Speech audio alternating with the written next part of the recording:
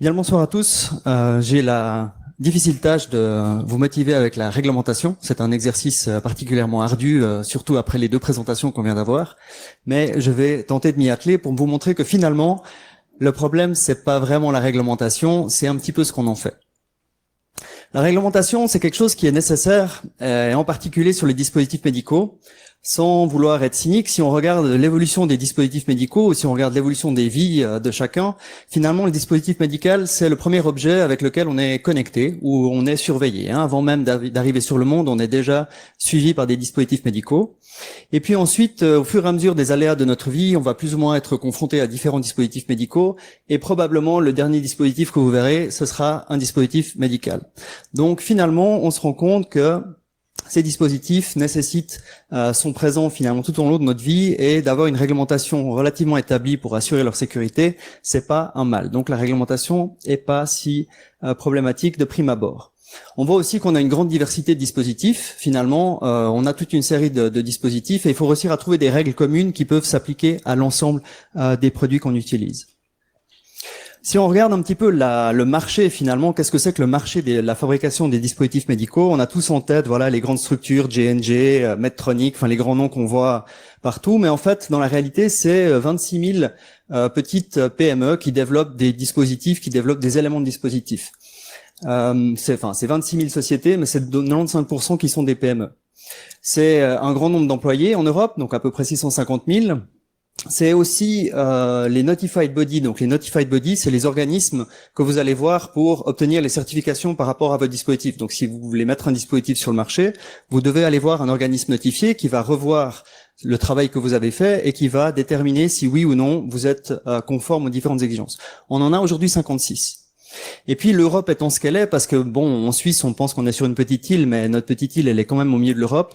En fait, le marché médical européen il est réglementé au niveau de l'Europe, et en fait on a quoi? On a 32 autorités compétentes qui font la réglementation et la surveillance. Donc en gros, en termes de diversité, le dispositif médical c'est assez représentatif. Si on regarde finalement qu'est-ce qui permet l'évolution des dispositifs médicaux, quels sont les aspects auxquels on doit tenir compte, c'est d'abord et toujours évidemment les attentes des patients et les attentes des professionnels. C'est finalement les fameux user requirements, c'est en fait qu'est-ce qu'on essaie d'implémenter en termes de dispositifs. On voit qu'il y a une évolution dans les attentes, il y a une évolution dans la science, et donc les gens ont forcément des éléments nouveaux qu'ils souhaitent avoir et des traitements nouveaux qu'ils peuvent utiliser. On a l'évolution technologique. Pierre-François Régamey en a parlé avant avec l'analyse du génome. C'est quelque chose qui est en train de changer complètement la médecine. Et finalement, quand on regarde l'analyse génétique, finalement, ça a à peine quelques années, mais c'est déjà implémenté dans des dispositifs médicaux. Et puis, on a à la fin, quand même, quelques contraintes réglementaires. Si on regarde au niveau de l'évolution de l'innovation, on se rend compte que dans le domaine, que le logiciel de manière générale contribue de manière significative à l'évolution et à l'innovation. On a les applications mobiles, on a des applications mobiles dans les dispositifs médicaux. Tout le monde veut faire du big data maintenant, donc collecter vos données pour faire des analyses et vous amener des nouveaux traitements. Évidemment, le machine learning, c'est quelque chose qu'on cherche à avoir, donc on va chercher à utiliser des nouvelles technologies et des nouvelles manières d'appréhender les données pour pouvoir vous offrir des traitements. L'Internet des choses, donc finalement les éléments connectés, la cryptographie, donc tous ces éléments que vous voyez finalement dans votre quotidien, on va aussi chercher à les retrouver dans les dispositifs médicaux, car on va compter sur eux pour pouvoir apporter des nouveaux traitements, des nouvelles approches. Si on regarde ce que ça nous fait, cette situation, on se rend compte que finalement, on a un développement très rapide des nouvelles capacités, des nouvelles capacités. On parlait justement de la precision, la médecine de précision, donc la capacité d'identifier des traitements spécifiques. La télémédecine, on en a eu une présentation juste maintenant avec la pompe des biotech.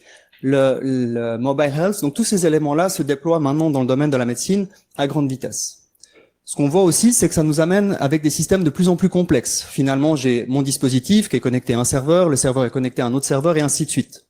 On se rend compte aussi qu'on a de l'utilisation massive au niveau du cloud. Je ne sais pas si vous avez vu aujourd'hui dans la presse, il y a Microsoft qui a fait un partenariat avec des fabricants de dispositifs médicaux justement pour pouvoir régler leurs dispositifs à distance et à pouvoir fournir accès aux fonctions du dispositif.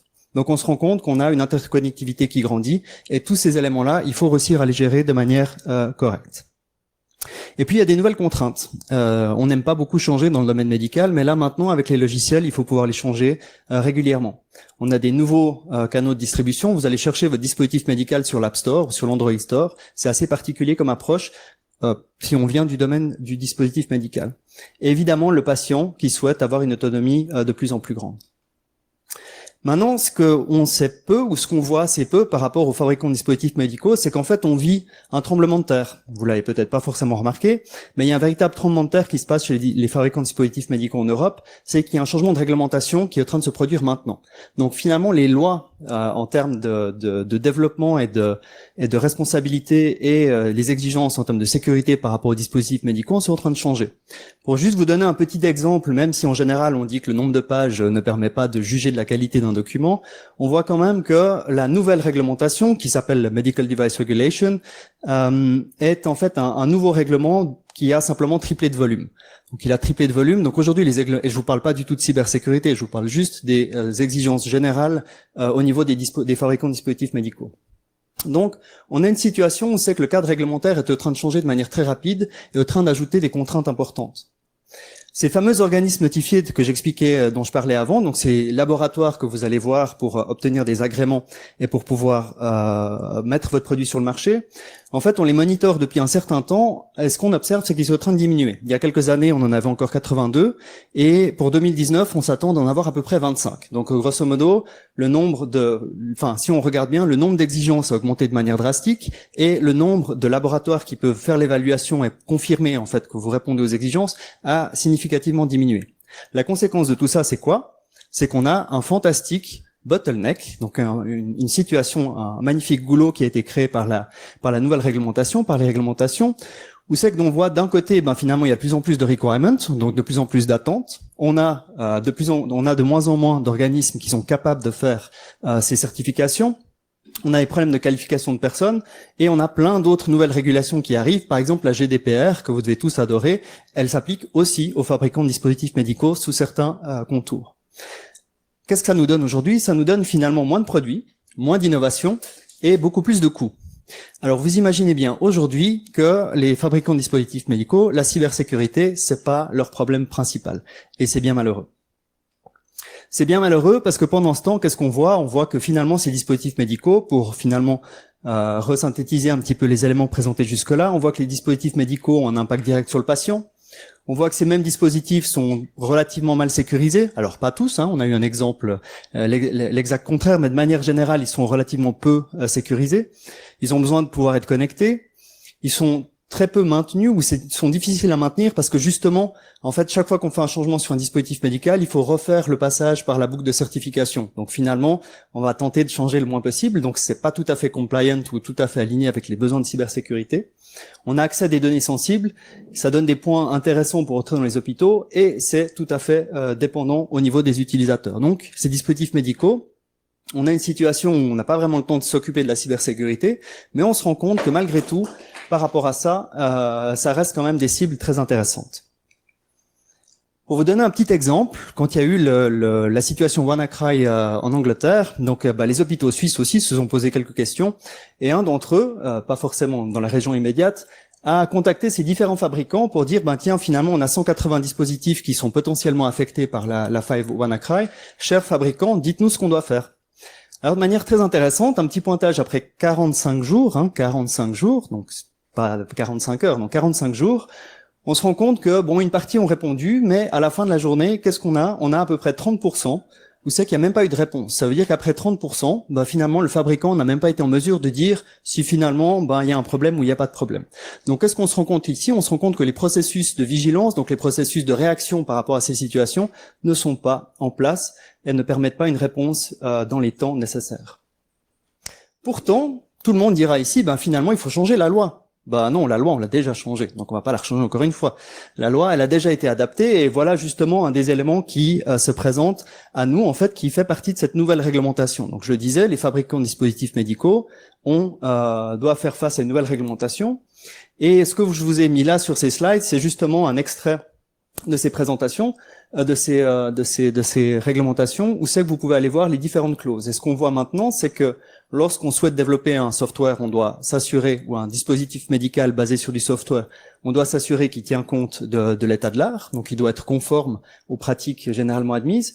Et on voit qu'on a la sécurité de l'information qui commence à rentrer dans le sujet lui-même. On voit aussi que finalement, les fabricants de dispositifs médicaux doivent maintenant définir quelles sont les mesures de sécurité qu'ils vont implémenter pour garantir le bon fonctionnement de leurs produits. Donc la loi, elle est en train d'arriver, elle était déjà comme ça, enfin il y avait déjà des éléments par rapport aux aspects de sécurité par le passé, mais et ces aspects de sécurité étaient déjà définis dans les normes.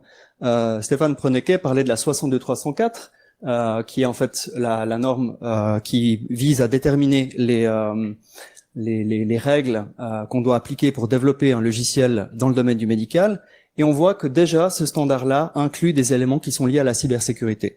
Juste pour rappeler, ce standard, il est sorti en 2006, donc en fait il a 12 ans, donc ça fait un petit moment que les exigences en matière de cybersécurité ont déjà été plus ou moins anticipées au niveau des normes. On a un autre standard qui s'applique aussi pour tous les dispositifs actifs dont font partie le logiciel, donc la 6601, qui elle indique et inclut aussi dans l'analyse de risque, dans les processus d'analyse de risque, les éléments liés à la sécurité qui doivent être pris en compte. Donc on voit qu'au niveau du cadre légal, d'une certaine manière, on a déjà des éléments qui sont tout à fait suffisants. Si maintenant on va regarder au niveau du state of the art, on peut se dire, finalement, est-ce que on a des normes qui nous permettent de définir des éléments pratiques et concrets? Alors, vous avez l'organisation UL, qui est aussi un organisme notifié, qui, elle, a sorti des nouvelles normes en matière de cybersécurité pour les dispositifs médicaux. Donc, on a un certain nombre de normes qui sont déjà applicables. On a la IEC 80001 qui définit aussi la configuration d'un réseau. Et on a une norme américaine, la TIR 57, qui contribue à appliquer les principes de gestion des risques au niveau du dispositif médical.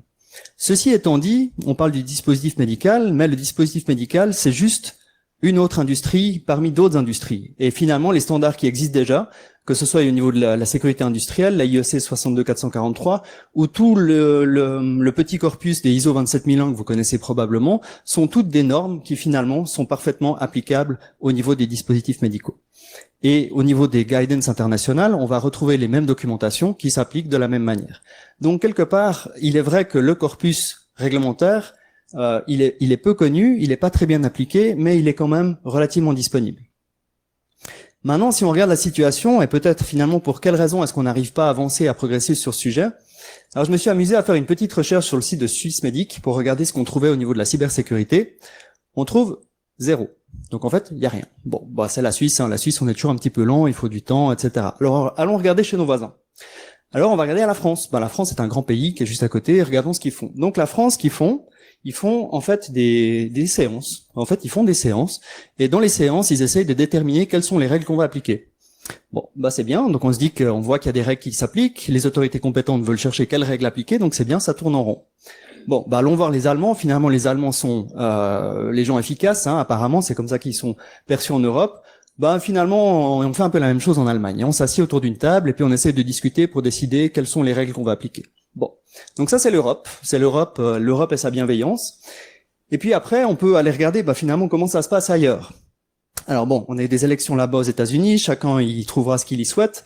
Il n'empêche que si on va regarder les Américains ce qu'ils font, les Américains c'est assez simple. Ils ont fait les premières guidance au niveau de la cybersécurité. Donc si vous cherchez à avoir, disons, des exigences en termes d'entrée sur le marché en cybersécurité, allez voir ce qui est fait de l'autre côté de l'Atlantique. Les autorités américaines ont aussi mis en place des programmes pour la cybersécurité. Donc finalement, ceux qui encouragent ou ceux qui communiquent ou ceux qui viennent présenter les problématiques associées à la cybersécurité. Et aussi, ce qu'ils font, c'est qu'ils obligent les fabricants qui ne sont pas conformes en matière de cybersécurité à retirer leurs produits du marché. Donc ce qu'on voit, c'est que finalement, si c'est possible là-bas, ça devrait être possible chez nous aussi. Alors, qu'est-ce qu'on peut faire par rapport à ça ? Ce qui pourrait déjà être assez intéressant, c'est que les autorités dites compétentes, les autorités compétentes, prennent un petit peu leur rôle et effectivement donnent des informations aux fabricants, établissent des guidance pour pouvoir déterminer un petit peu quelles sont les règles à appliquer et renforcer leur suivi par rapport à ces éléments-là. Les fabricants, s'il y en a dans la salle, Ces fabricants-là, c'est vrai qu'il y a un point qu'on voit souvent, c'est la problématique de la compétence. Finalement, la difficulté, c'est d'avoir des compétences et des compétences pointues qu'il faut chercher à internaliser, qu'on a besoin de trouver. Évidemment, de pouvoir faire l'évaluation des risques, c'est un point qui est essentiel. Est-ce que le device est réellement sûr ou pas, et comment le sécuriser? Et puis, commencer à organiser le transfert en matière de sécurité de ces produits. Et puis, pour toutes les personnes de la communauté de la cybersécurité, moi, je vous invite à challenger les fabricants. Finalement, allez tester des pacemakers, allez tester, essayez de faire ça, et publier ces informations-là, parce que c'est le seul moyen de pouvoir faire avancer un petit peu les choses. C'est quand on est au courant des problèmes et qu'ils sont réellement à l'affiche, à partir de ce moment-là, on voit que des mesures doivent être prises. Et puis aussi, fournissez des solutions techniques, parce que finalement, c'est toujours un petit peu compliqué quand on a vu le challenge que c'est de sécuriser une pompe. C'est un exercice qui est particulièrement complexe et pour lequel il faut des compétences et il faut des solutions techniques. C'est pas les fabricants de dispositifs médicaux qui vont développer ces solutions-là, ils vont avoir besoin d'input de la communauté. Et puis, à la fin de la journée, ce qui peut aussi être utile, intéressez-vous au sujet. Il y a énormément à faire dans le domaine du dispositif médical. Invitez-vous chez les fabricants et montez à bord de ce bateau-là. En conclusion, qu'est-ce qu'il faut retenir de tout ça? C'est que je suis le premier à dire que la réglementation n'est pas suffisamment claire. Le cadre n'est pas suffisamment posé, on le voit bien. Les différents acteurs, finalement, réclament tous la réglementation. En ce qui me concerne, je pense qu'on a tout ce qu'il nous faut dans la réglementation. Il n'y a pas besoin d'en faire plus. On en a déjà assez. Essayons déjà de l'appliquer et ce sera déjà bien. Ce qui nous manque, c'est clairement des problématiques d'awareness, donc finalement d'être au courant où les trouver, lesquelles appliquer, et de pouvoir aussi transférer les bonnes pratiques qui sont dans d'autres domaines. Il faut les appliquer dans le domaine du médical. Merci pour votre attention.